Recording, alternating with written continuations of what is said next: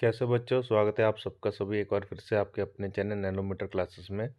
तो class 8 NCERT की book English medium वाली का ये हमारा 5th चैप्टर शुरू होने जा रहा है, कोल एंड पेट्रोलियम। पहले के 4 चैप्टरों पे आपको सारी वीडियोस मैंने डाल दी हैं। जिस बच्चे ने नहीं देखा वो पहले चैप्टर्स, चारों चैप्टर्स की वीडियोस प्लेलिस्ट में जाकर देख सकते हैं। तो चलो बच्चों, शुरू करते हैं जल्दी से। वीडियो को हम आज पढ़ेंगे, वीडियो के जरिए पेपर एग्ज़ाम को पूरे को चैप्टर के लिए तैयार करेंगे। चलिए। We use various material for our basic need. कहते हैं हम अपनी बेसिक नीड्स यानी जो हमारी रोज़मर्रा की ज़िंदगी की ज़रूरतें होती हैं, तो उसके लिए हम बहुत सारी चीज़ों को इस्तेमाल करते हैं। Some of them are found in a nature, कुछ उसमें से नेचर में पाई जाती हैं। And some have been made by the human efforts, और कुछ ऐसी है जो कि इंसानों के द्वारा बनाई जाती हैं। यानी जितनी भी आर्टिफिशियल और सिंथेटिक चीज़ें होती हैं वो सारी मैन मेड होती हैं। ठीक है। एक्टिविटी 5.1 देखते हैं क्या है, इसमें क्या करना है आप लोगों ने। Make a list of a various material use by you in a daily life and classify them as natural and man made. तो वो कहता है कि आप लिस्ट बनाइए जो भी चीज़ें आप रोज़मर्रा की ज़िंदगी में यूज़ करते हैं, उसमें से कौन कौन सी चीज़ है जो नेचुरली पाई जाती है नेचर में, और कौन कौन सी चीज़ें जो नेचर ने नहीं बनाई, इंसानों ने बनाई। इस बारे में आप पूरा लिखिए। तो बेटा डिफरेंस करके लिख लीजिएगा, आप डे टू डे लाइफ में क्या क्या चीज़ें यूज़ करते हैं आपको पता चल जाएगा। अब पढ़ते हैं आगे। Does this list include air water soil and minerals. कहते क्या आपने इसमें air water soil and minerals लिखे हैं। Since all these are obtain from a nature, क्योंकि ये सारे के सारे नेचर से ही तो मिलते हैं। दे आर कॉल्ड है नेचुरल रिसोर्सेज, और इनको ही हम नेचुरल रिसोर्सेज बोलते हैं। तो बेटा एक चीज़ तो क्लियर होगी जी, भाई जो चीज़ हमें नेचर ने दी है, कुदरत ने दी है, उसी को हम नेचुरल रिसोर्सेज बोलेंगे। तो उसमें हमारी एयर हो गई, हवा, पानी, ठीक है, पहाड़, मिट्टी, बर्फ़, हर चीज़ हमें नेचर ने ही दी है। ठीक है। चलिए पढ़ते हैं हम आगे इसके बारे में। और तो can air water and soil be exhausted by human activity. वो पूछता है क्या हवा, मिट्टी, पानी, ये सब कुछ बर्बाद हो सकता है एक दिन इंसानों की हरकतों की वजह से, जो इंसान काम करते हैं। You have already studies about a water in class 7। आपने क्लास 7 में वाटर के बारे में ऑलरेडी पढ़ा है। इस water is a limitless resources. क्या वाटर एक लिमिटलेस है, यानी कि वो बहुत ही कम तादाद में है हमारे पास। बताइए, पढ़ा है ऐसा कुछ आपने क्लास 7 में? चलिए पढ़ते हैं। In the light of the availability of various resources in nature, natural resources can be broadly classified into two kinds। कहते हैं कि हमारे नेचर में जो नेचुरल रिसोर्सेज है ना, ये दो तरीके से पाए जाते हैं। पहला इनएग्जॉस्टिबल नेचुरल रिसोर्सेज, और दूसरा एग्जॉस्टिबल नेचुरल रिसोर्सेज। अब इन दोनों के बारे में पढ़ेंगे। इसका मतलब ये है कि एक ऐसे रिसोर्सेज जो ख़त्म हो जाएंगे एक दिन, और एक ऐसे रिसोर्सेज जो कभी नहीं ख़त्म होएंगे, वो चलते रहेंगे, रिन्यू करते रहते हैं अपने आप को। तो चलिए इनएग्जॉस्टिबल पढ़ते हैं। These resources are present in unlimited quantity in nature and are not likely to be exhausted by the man human activity, example sunlight and air. कहते हैं ये इनएग्जॉस्टेबल वो होते हैं जो कि वाइल्डली अनलिमिटेड है इन नेचर में, यानी कि ये कभी ख़त्म ही नहीं होंगे, चाहे आप जितना मर्जी जोर कर लेना, जितना मर्जी बर्बाद कर लेना, ये कभी ख़त्म नहीं होंगे। तो ये ह्यूमन एक्टिविटीज़ का इनके ऊपर कोई असर नहीं पड़ता। और ये कौन से हैं? सनलाइट है और एयर है। अब एग्जॉस्टिबल देखते हैं।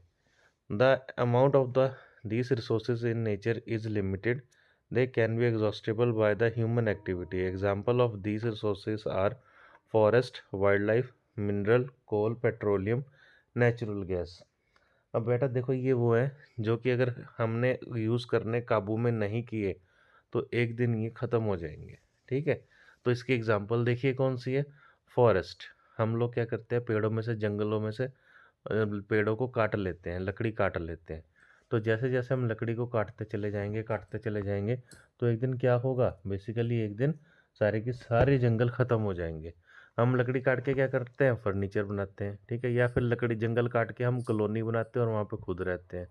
तो बेटा जंगलों का भी होना बहुत ज़रूरी है। अगर जंगल ख़त्म हो जाएंगे तो हमारा जो वातावरण है ये डिस्टर्ब हो जाएगा, एटमॉस्फेयर डिस्टर्ब हो जाएगा। ठीक है। वो पुष्पा वाली पिक्चर देखी थी ना आपने, पुष्पा राज वाली, ऐसे करके, जिसमें लाल चंदन की स्मगलिंग करते दिखाया गया है। तो वो भी तो देखो गैर कानूनी तरीके से जंगलों को काट के बेचना गलत होता है ना? उससे क्या होता है हमारा नेचर का इकोसिस्टम बैलेंस डिस्टर्ब हो जाता है। वाइल्ड लाइफ देखो जानवर भी हमारे पास लिमिटेड से हैं। अगर हम सारे जानवरों को मारते फिरेंगे तो एक दिन आएगा कि जब जानवर होंगे ही नहीं हमारे पास और बिना जानवरों के भी हमारी अर्थ खराब हो जाएगी। मिनरल्स कई तरीके के मिनरल्स ज़मीन में है, हम उनकी केयर नहीं कर पाते। कोयला निकालते हैं उसे अंट शंट यूज़ करते हैं।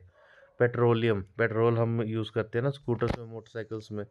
तो बेटा आने वाले टाइम में इसकी भी कमी हो जाएगी अगर हमने इलेक्ट्रिक व्हीकल्स के ऊपर जोर ना लगाया। अगर हम इलेक्ट्रिक व्हीकल्स को चलाना शुरू करेंगे तो कोल एंड पेट्रोलियम वाले व्हीकल्स ऑटोमेटिकली कम हो जाएंगे और हम उसका यूज़ करना बंद कर देंगे। ठीक है, नेचुरल गैस एक्स्ट्रा सभी है, नेचुरल रिसोर्सेज है जो कि एग्जॉस्टिबल है, एक दिन ख़त्म हो सकते हैं अगर हमने काबू ना करा अपने आप को। एक्टिविटी 5.3 देखते हैं। It is a group activity. अब बेटा ये ग्रुप में आपको एक्टिविटी करनी पड़ेगी, आप अकेले से नहीं कर सकते। टेक सम कंटेनर्स, आपने कुछ कंटेनर्स लेने हैं, आम भाषा में बोला जाए तो डिब्बे लेने हैं। Fill them with a popcorn, peanut, roasted grams and toffees. कहता उसको आप भर दीजिए, किसी में आप पॉपकॉर्न डाल दीजिए, ठीक है, किसी में आप पीनट्स डाल दीजिए। अच्छा पॉपकॉर्न एंड पीनट्स आपको पता ही होगा, पॉपकॉर्न मक्की के दाने जो आप खाते हो ना, मूवी देखने जाते हो, पठान मूवी देखने गए होंगे तब खाए होंगे। और पीनट्स क्या होते हैं, मूंगफली के दाने छिले हुए, ठीक है, उन्हें पीनट्स कहते हैं। रोस्टेड ग्राम्स यानी वो चने नहीं होते भुजे हुए, जो काले छोले भुजे हुए होते हैं, चाय के साथ खाते हैं, ठीक है। टॉफ़ीज़, किसी में टॉफ़ीज़। तो ये 5-6 आइटम आपने अलग-अलग कंटेनर में डाल देनी है। Divide student into the group of 7 each. अब 7 स्टूडेंट्स के ग्रुप बनाने हैं आपने, ठीक है, ग्रुप बनाना है 7 बच्चों का। Further divide each group into 3 सब ग्रुप्स। अब आगे आपने 3 सब ग्रुप बना देने कंटेनिंग 1, 2 एंड 4 स्टूडेंट्स। यानी एक ग्रुप में तो एक ही बच्चा होगा, एक ग्रुप में 2 बच्चे होंगे और एक ग्रुप में 4 बच्चे होंगे। Label them first, second and third generation respectively. और आपने उनको लेबल कर देना first, second and third generation, ठीक है। अब देखिए, दी सब ग्रुप्स रिप्रेजेंट द कंज्यूमर। अब ये सारे सब ग्रुप क्या करेंगे बेटा, रिप्रेजेंट करेंगे कंज्यूमर को। As a population is growing, जैसे जैसे पॉपुलेशन ग्रो करेगी, second and third generation have a large number of consumer.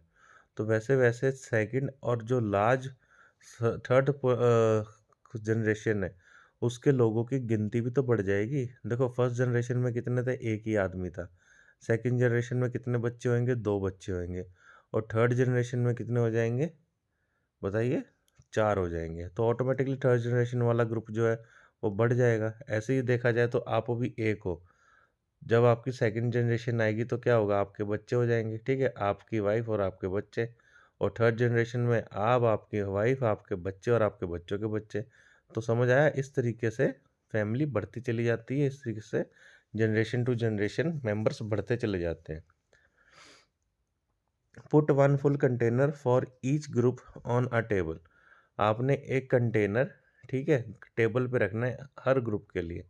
Ask consumer for first generation from each group to consume eatable from the container of the group. तो आपने जो एक group है ना जिसमें एक ही मेंबर है, ए ग्रुप, उसे कहना अपनी पसंद का उठाओ। अब आपके सामने पॉपकॉर्न भी है, मूंगफली भी, पीनट, ठीक है, और भी 3-4 आइटम्स हमने कंटेनर्स में रखी है। तो जब एक आदमी आएगा तो वो थोड़ा थोड़ा उठा लेगा, नहीं तो बिल्कुल भी नहीं उठाएगा, एक उठाएगा सारे बचे रहेंगे, है ना। नाउ आस्क सेकंड जनरेशन, अब आप सेकंड जनरेशन को कहेंगे from each group to do some. वो भी थोड़ा थोड़ा ही लेगा, क्यों, क्योंकि उसमें 2 मेंबर्स हैं। Now ask the student to observe carefully the availability of the eatable in a container if some things is left in a container. अब देखिए, पहले एक बंदा आया फर्स्ट जनरेशन वाला, उसने उस कंटेनर में से थोड़ा थोड़ा निकाल लिया। सेकंड जनरेशन वाले 2 बंदे आए, उन्होंने भी थोड़ा थोड़ा निकाल लिया। अब गेम आप समझ पाएंगे। अब जो थर्ड जनरेशन वाले आएंगे ना, 4 बंदे, यानी थर्ड ग्रुप में जो 4 बंदे थे थर्ड जनरेशन वाले, अब उन चारों के लिए कितना बचा है, थोड़ा थोड़ा ही तो बचा होगा, जब पहले 2 वालों ने आधा आधा खत्म कर दिया।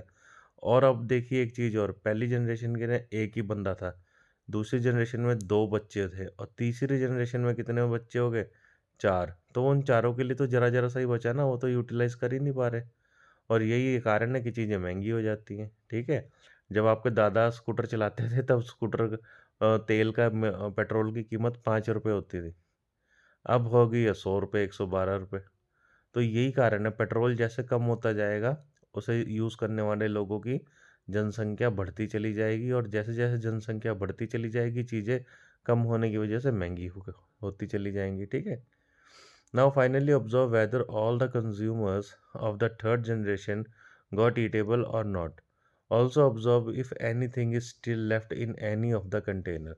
तो बेटा अब आपको ये अच्छे से समझ आ गया होगा भी क्यों हमें नेचुरल रिसोर्सेज को बचा के रखना है। नहीं तो एक दिन आएगा कि हमारे नेचुरल रिसोर्सेज खत्म और हम okay bye bye tata tata कह देंगे, राहुल गांधी की तरह, ठीक है? Assume that the eatable in the containers represented the total availability of the exhaustible natural resources like coal, petrol और गैस। वो कहता है जिस कंटेनर में आपने पॉपकॉर्न भरे थे, चने भरे थे, है ना, पीनट भरे थे, कुछ इसी तरीके का एग्जांपल ले लीजिए कि कोयला भी इतना ही है, पेट्रोल भी इतना ही है, नेचुरल गैस भी इतना ही है। ईच ग्रुप में have a different consumption pattern.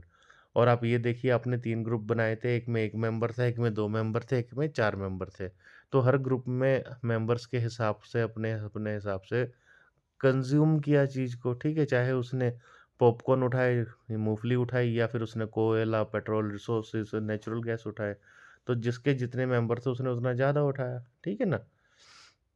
Are the early generation of the any group too greedy?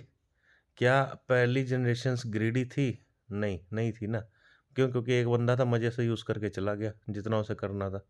लेकिन जो एंड में थे वो तो बेचारे दुखी हो गए ना, उनको मिला ही नहीं। It may be that the early generation in some group were concern about the coming generations and left something for them. ठीक है? अगर बेटा पहली जनरेशन ने ये सोचा होता कि अगली आने वाली 2 जनरेशन्स भी यूज़ करेंगी, तो शायद वो मज़े से जी लेते, है ना? In this chapter, we will learn about the some exhaustible natural resources like coal, petroleum, and natural gas. These were formed from the dead remain living organisms, fossils. So these are also known as fossil fuels. तो बेटा इस chapter में हम natural resources के बारे में पढ़ने जा रहे हैं, जैसे कोल, पेट्रोलियम एंड नेचुरल गैस, ठीक है?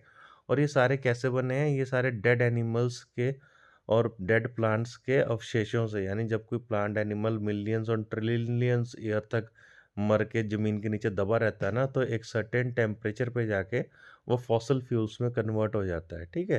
जैसे कोल, पेट्रोलियम एंड नेचुरल गैस। तो बेटा यहाँ तक हमने पढ़ लिया है। नेक्स्ट चैप्टर हम अपनी नेक्स्ट वीडियो में आगे इस चैप्टर को कंटिन्यू करेंगे। तब तक के लिए बच्चों आप ये वीडियो को देखिए, 2-3 बार देखिए, अच्छे से समझिए एंड कल हम अपना 5.1 कोल से शुरू करेंगे। तब तक के लिए बच्चों गुड नाइट, टेक केयर।